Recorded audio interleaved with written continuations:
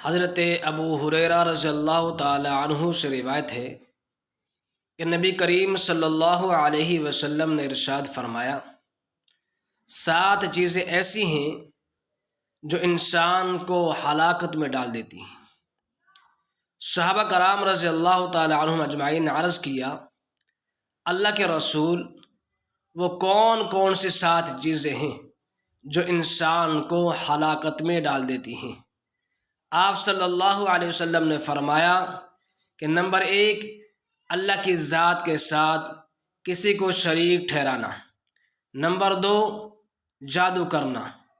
Number 3، کسی کو ناحق قتل کرنا۔ نمبر 4، سود کھانا۔ نمبر 5، یتیم کا مال کھانا۔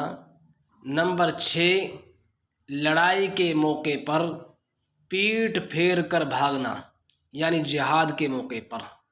اور نمبر 7، پاک دامن عورتوں پر تہمت لگانا۔ یہ وہ 7 چیزیں ہیں جو انسان کو ہلاکت میں ڈال دیتی ہیں۔